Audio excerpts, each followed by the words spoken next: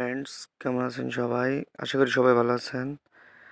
আজকে কথা বলবো মোবাইল দিয়ে কিভাবে জন্ম নিবন্ধন আবেদন করতে হয়। তো চলেন সবাই চলে যাই মোবাইলের গুগল ক্রোম ওপেন করলাম।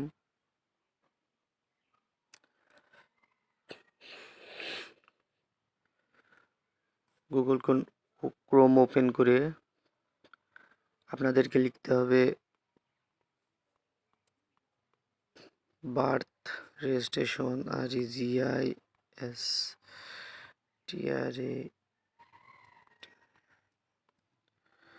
বার্থ রেজিস্ট্রেশন লিখলেই চলে আসবে।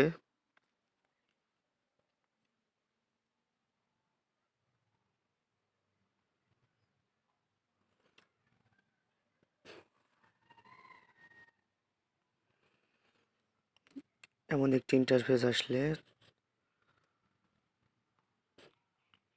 জন্ম নিবন্ধনের জন্য আবেদন, এটার উপরে ক্লিক করবেন বন্ধুরা।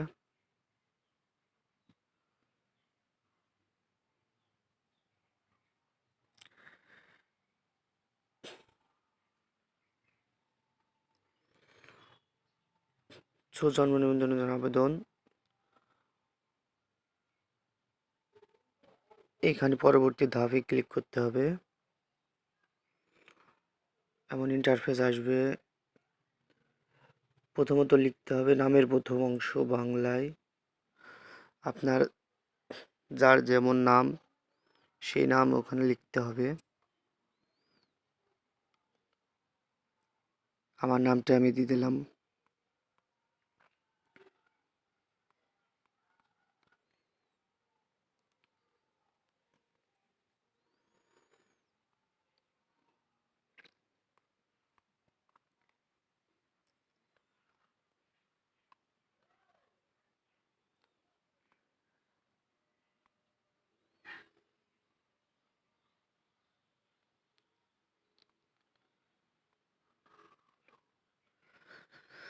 ইংরেজি প্রথম অংশ,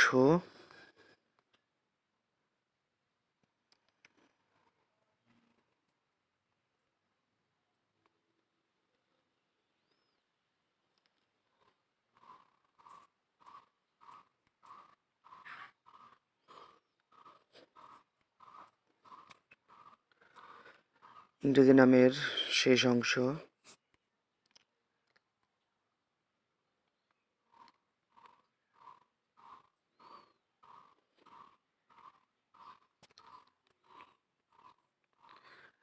আপনার জন্ম তারিখটা লিখতে হবে।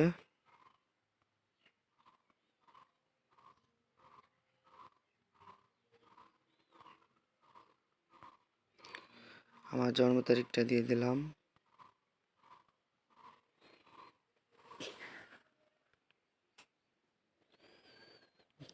একটু লোড নেবে বন্ধুরা।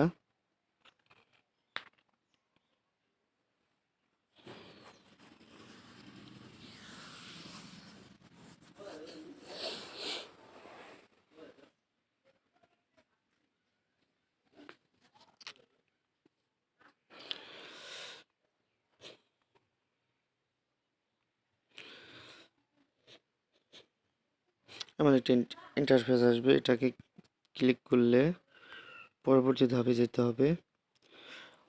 পিতামাতার কততম সন্তান, আমারটা দিয়ে দিলাম। লিঙ্গ নির্বাচন করুন, পুরুষ হলে পুরুষ, মহিলা হলে মহিলা। দেশ নির্বাচন করুন বাংলাদেশ। বিভাগ নির্বাচন করুন, জেলা নির্বাচন করুন।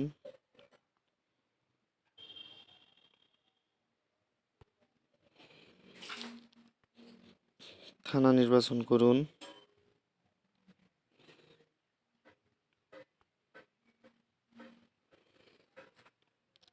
পৌরসভা অথবা ইউনিয়ন নির্বাচন করুন।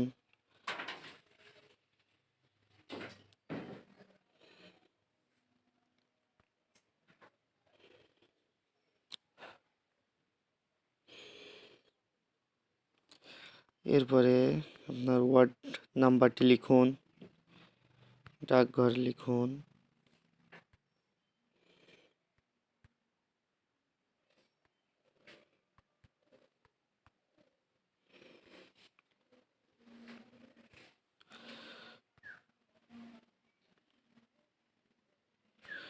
বন্ধুরা এখানে বাংলায় লিখতে হবে।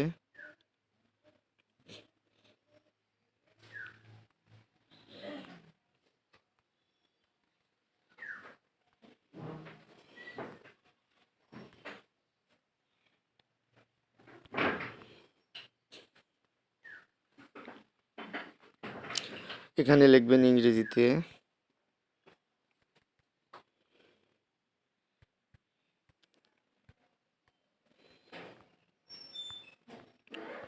আপনার গ্রামটি দিয়ে দিবেন।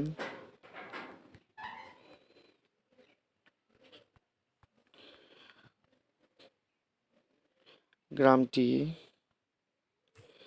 এই ঘরে দিতে হবে বাংলা।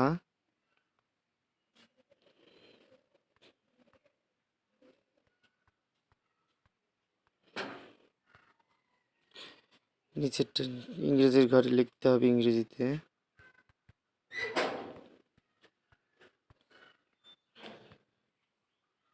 তো বন্ধুরা ভিডিওটা না টেনে একটু ধৈর্য সহকারে দেখুন, আশা করি ভালোভাবে বুঝতে পারবেন।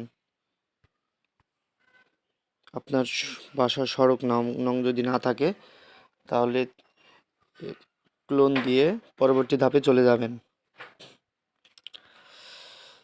সো দেন পিতার জন্ম নিবন্ধন নম্বর যদি থাকে তাহলে দিবেন, যদি না থাকে পিতার নাম দিবেন,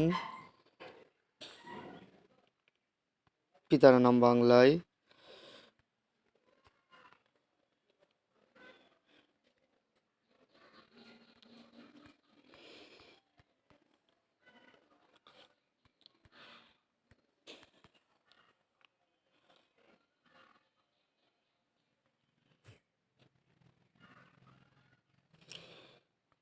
সো এই ঘরে বাংলায় দিবেন বন্ধুরা।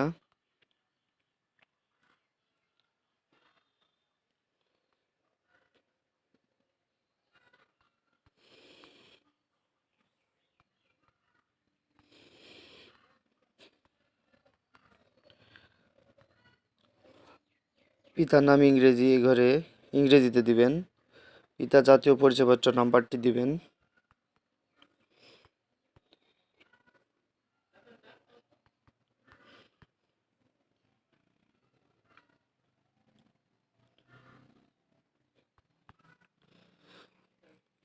পিতার জাতীয়তা সিলেক্ট করবেন, বাংলাদেশি দিবেন।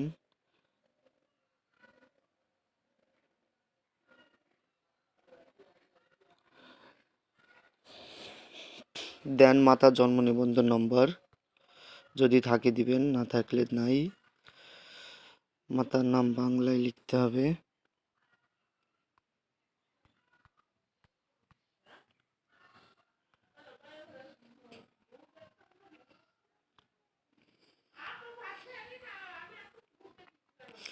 মাতার নাম ইংরেজিতে লিখতে হবে।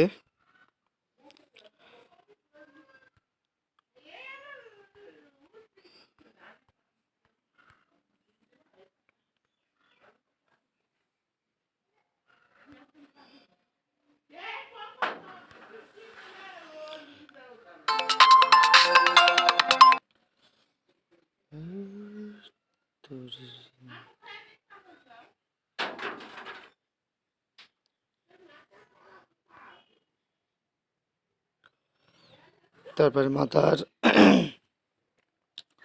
জাতীয় পরিচয়পত্র নম্বর দিবেন।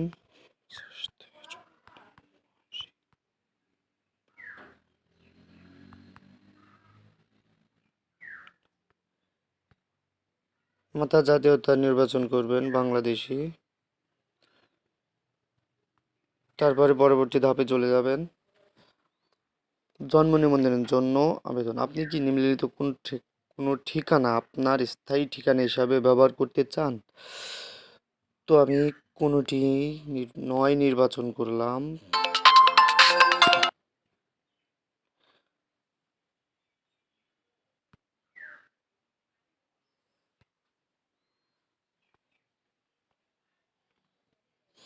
দেখেন বন্ধুরা, পরবর্তী স্টেপে চলে আসবে, আমি কি নিম্নলিখিত কোনো ঠিকানা আপনার বর্তমান ঠিকানা হিসেবে ব্যবহার করতে চান? তো কোনোটি নয়, ক্লিক করলাম। জন্মস্থান ঠিকানা ও বর্তমান ঠিকানা একই।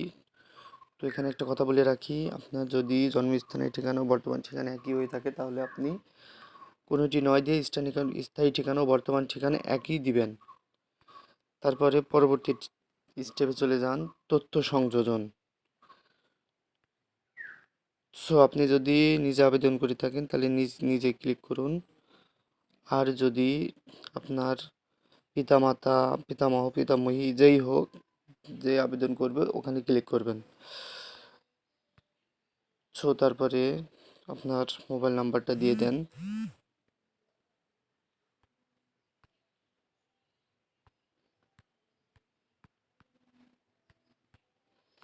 আমারটা আমি দিয়ে দিলাম। এইবার আপনাকে তথ্য সংযোজন করতে হবে।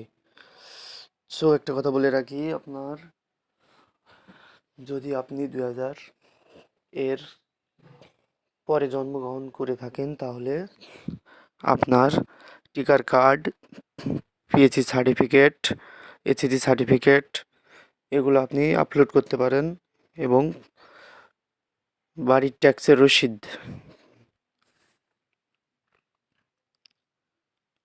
সো আমি আমার ডকুমেন্টসটি আপলোড করছি। সো আমি ফাইলে চলে যাচ্ছি।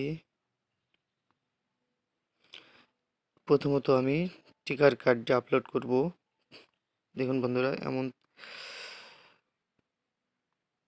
ইন্টারফেস আসবে, তখন আমি স্টার্টে ক্লিক দেব। তথ্যটি আপলোড হচ্ছে।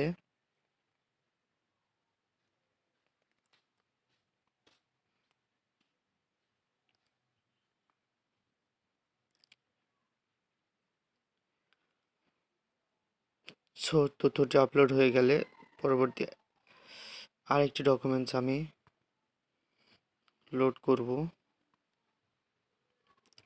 ট্যাক্স রসিদটি।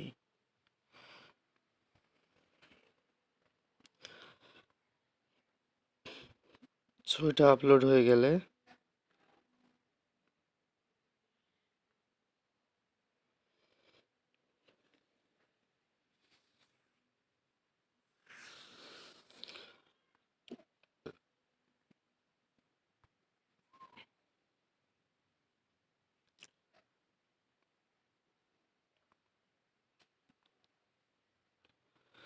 বন্ধু, সার্ভার প্রবলেমের কারণে একটু ঝামেলা হচ্ছে, আমরা আবার তথ্যটি দিয়ে চেষ্টা করি।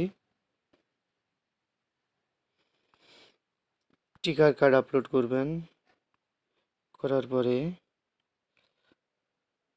সাবজেক্ট টাইপ,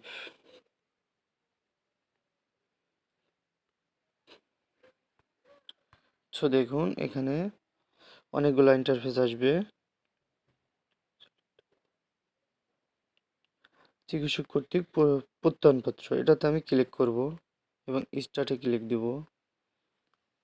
দেখুন বন্ধুরা, এটা তথ্যটি আপলোড হচ্ছে। হয়ে গেছে। আচ্ছা, নেক্সটে ট্যাক্সের কাগজটি আপলোড করব। এখানে সিলেক্ট করে দেব পিতামাতা, জাতীয় পরিচয়পত্র, পাসপোর্ট, ঘোষিত স্থায়ী ঠিকানা বা জমি অথবা বিক্রয় করে দলিল, খাজনা কর পরিশোধের দলিল, এটাতে ক্লিক করবেন। ক্লিক করে স্টার্টে ক্লিক করবেন।